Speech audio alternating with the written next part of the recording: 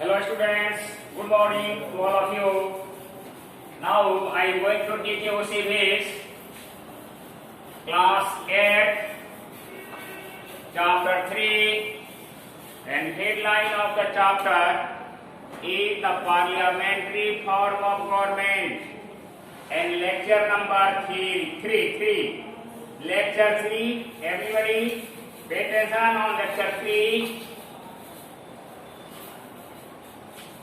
As you know, in the parliamentary system of government, you have to study about the organs of the government, mainly the organs of union government.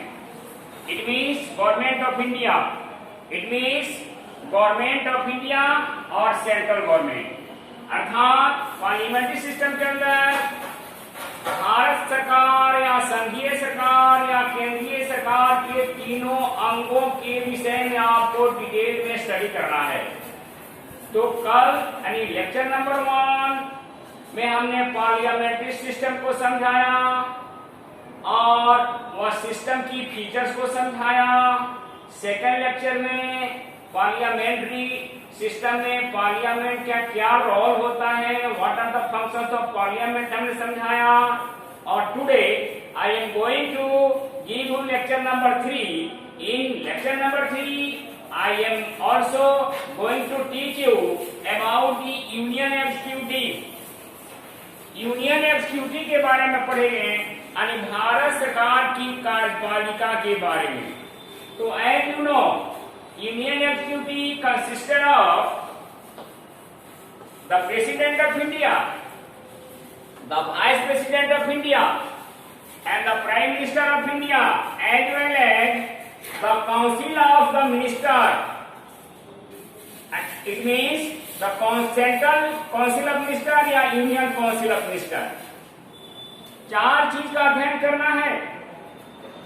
Union executive के अंदर president के बारे में आप देखेंगे कि what are the main work of the president, what are the functions and duty of the president of India, how the president of India is elected and what are the eligibility for to be the president of India and what are the main functions of the president, what are the constitutional position of the president.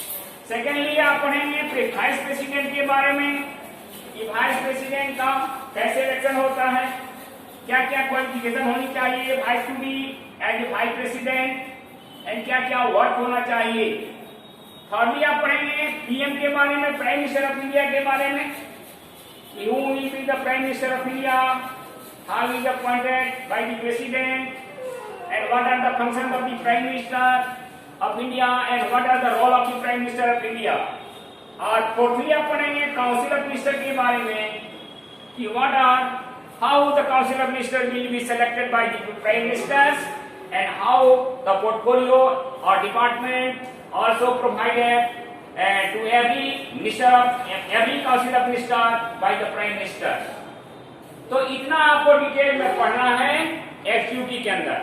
Now I am going to teach you the president, first of all the president of India। President of India के बारे में अभी आप पढ़ने जा रहे हैं कि how the president of India नहीं elected। And now I am going to provide you detail about the president of India, only president and vice president in this lecture. In the lecture 3 you have to study about detail about the President of India as well as the Vice President of India। Pay attention everybody. Now the President of India. As you know, the President of India is constitutional head of the state, but the Prime Minister of India is the real head of the government।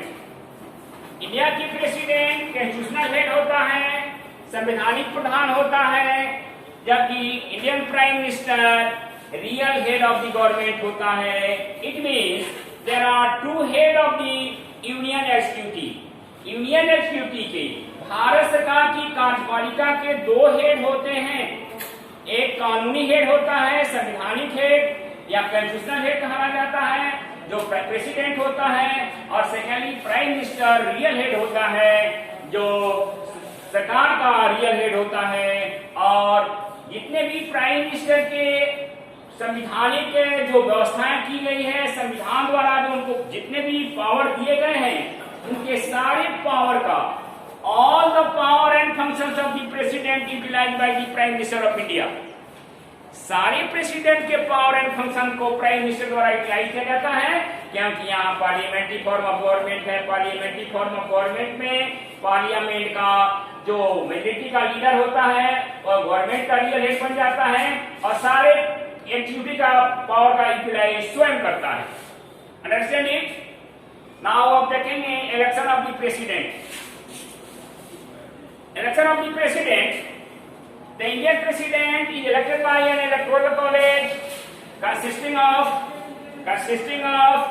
the elected member of both houses of the parliament, Lok Sabha and Rajya Sabha, and elected member of legislative assembly of the all states of India. आप जानते हैं कि भारतीय राष्ट्रपति का निर्वाचन एक निर्वाचक मंडल के द्वारा होता है, that is called electoral college. उस इलेक्टोरल कॉलेज के अंदर संसद के दोनों सदनों के निर्वाचित सदस्य और सभी 28 स्टेट के विधानसभाओं के निर्वाचित सदस्य उसमें शेयरिंग करते हैं। उसका कंट्रोल इलेक्टोरल कॉन्स्टिट्यूएंट में इलेक्टोरल कॉलेज के अंदर 3 कैटेगरी के लोग होते हैं। First, both houses of the parliament, elected member of parliament and elected member of all state assembly. Understand it? अब आएंगे देखेंगे कि इंडियन प्रेसिडेंट का क्या क्या फंक्शंस है, functions of the president of India. तो मेनली 4 तरह के फंक्शन हम बताएंगे इंडियन प्रेसिडेंट को। फर्स्ट है लेजिस्लेटिव फंक्शंस, दूसरा है एग्जीक्यूटिव फंक्शंस, तीसरा है जुडिशियरी फंक्शंस, और चौथा है इमरजेंसी पावर। तो लेजिस्लेटिव फंक्शन का जहां तक प्रश्न है, आप जानते हैं कि इंडियन कॉन्स्टिट्यूशन में स्पष्ट कहा गया है कि Indian parliament consisted of the Indian president and 2 houses, Lok Sabha and Rajya Sabha. India की संसद जो है यह राष्ट्रपति और लोकसभा और राज्यसभा की मिलने से निर्मित होता है। तो पार्लियामेंट के अंदर जो भी बिल पास होता है, चाहे ऑर्डिनरी बिल हो या फाइनेंशियल बिल हो, सभी बिलों का पास होने के बाद प्रेसिडेंट के हस्ताक्षर के बाद ही वह बिल कानून बनता है। It is the power of the legislative power of the president of India. इसी को प्रेसिडेंट का लेजिस्लेटिव पावर कहते हैं। जितने भी लेजिस्लेटिव वर्क है अपनी पार्लियामेंट का, और उसके वहां से पार्लियामेंट के द्वारा कोई भी वर्क जब कंप्लीट कर लिया जाता है तो प्रेसिडेंट के नहीं स्वीकृति के लिए भेजा जाता है, और प्रेसिडेंट उस पर सिग्नेचर कर देता है तो वह कानून बन जाता है। This is the work of legislative work of the president of India. Understand it? Next work है एग्जीक्यूटिव पावर, कार्यपालिका संबंधी अधिकार। तो आप जानते हैं कि इंडियन कॉन्स्टिट्यूशन के आर्टिकल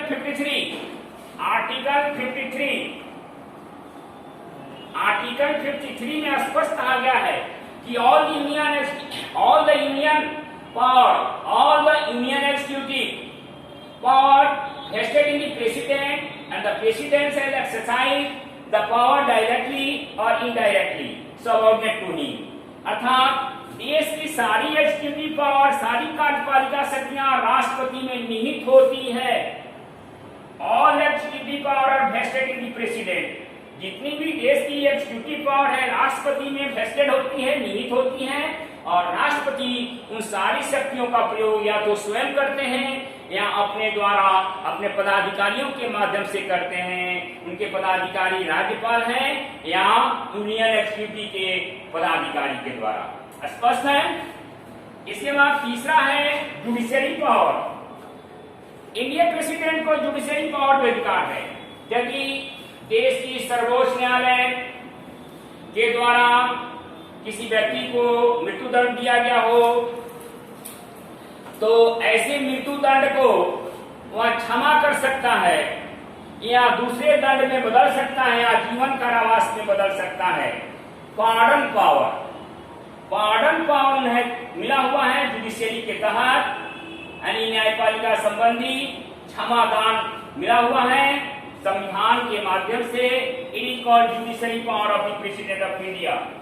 एट वेल है, इतना ही नहीं, ये सुप्रीम कोर्ट के चीफ जस्टिस और अदर जजेस के अपॉइंटमेंट राष्ट्रपति करते हैं, ये जुडिशियरी पावर के अंदर आता है। हाई कोर्ट के जजेस की अपॉइंटमेंट राष्ट्रपति के द्वारा संपन्न किया जाता है, एक जुडिशियरी पावर है। Understand it. अब आइए इमरजेंसी पावर, संकटकालीन अधिकार। संकटकालीन अधिकार के अंदर आप देखेंगे कि इमरजेंसी पावर 3 कैटेगरी में बांटा जा सकता है। पहला है इमरजेंसी कॉज बाय वॉर और इंटरनल एग्रेशन।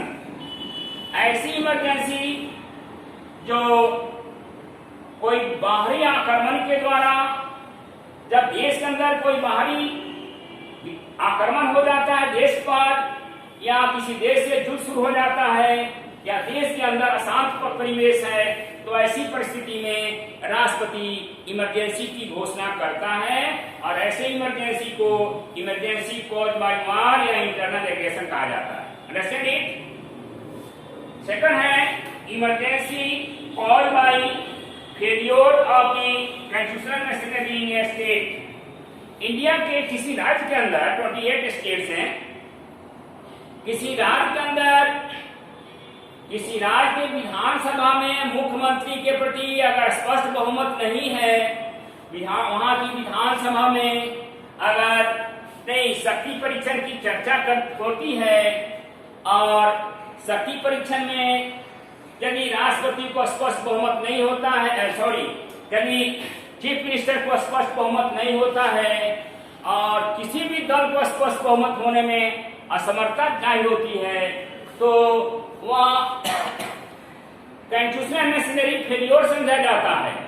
ऐसी परिस्थिति में नहीं, राज्यपाल रिपोर्ट करता है राष्ट्रपति के पास कि इस राज्य के अंदर विधानसभा में स्पष्ट बहुमत नहीं है मुख्यमंत्री को, यहाँ राष्ट्रपति शासन लागू किया जा सकता है। तो ऐसी परिस्थिति में उस स्टेट विशेष में राज्यपाल के प्रतिवेदन पर राष्ट्रपति द्वारा राष्ट्रपति शासन लागू की कर दी जाती है, यानी इमरजेंसी की घोषणा कर दी जाती है। It is called the emergency cause by the failure of the constitutional machinery in the state. Thirdly है फाइनेंशियल इमरजेंसी। देश के अंदर जब देश के अंदर आर्थिक संकट की स्थिति पैदा होती है, तो ऐसी परिस्थिति में राष्ट्रपति को आभास हो जाता है देश में आर्थिक व्यवस्था नहीं काफी हमारी खत्म हो गई है या आर्थिक व्यवस्था चुस्त नहीं है, तो ऐसी स्थिति में वह फाइनेंशियल इमरजेंसी घोषित कर सकता है। और ऐसी परिस्थिति में जितने भी गजट पदाधिकारी हैं ऑल इंडिया सर्विसेज के, यूनियन गवर्नमेंट के, उनके वेतन से यहाँ तक कि सुप्रीम कोर्ट हाई कोर्ट के जज के वेतन से भी हाफ वेतन की कटौती कर दी जाती है और ऐसे वेतन से क्षतिपूर्ति की जाती है। नहीं, देश की अर्थव्यवस्था को मजबूत किया जाता है। That is called financial emergency. Understand it. अब देखेंगे हम वाइस प्रेसिडेंट। वाइस प्रेसिडेंट को हम संक्षेप में बता देते हैं कि राष्ट्रपति की अनुपस्थिति में यदि राष्ट्रपति बीमार हैं या राष्ट्रपति कहीं विदेश चले गए हैं, तो ऐसी परिस्थिति में उनके कार्यभार को संभालने के लिए संविधान निर्माताओं ने एक वाइस प्रेसिडेंट को पोस्ट को क्रिएट किया है और वाइस प्रेसिडेंट नहीं इसीलिए बनाया गया है कि प्रेसिडेंट के कार्य को संभालते हैं। In the absence of president, vice president also do their work, do his work in the absence of president. और जो भी क्वालिफिकेशन है प्रेसिडेंट का, वह वाइस प्रेसिडेंट के लिए वही सेम क्वालिफिकेशन होनी चाहिए। शर्त यह है कि राष्ट्रपति को नहीं पार्लियामेंट के सदस्य बनने की योग्यता होनी चाहिए, लेकिन यहाँ वाइस प्रेसिडेंट के कैंडिडेट को राज्यसभा के इलेक्शन लड़ने की क्वालिफिकेशन होनी चाहिए।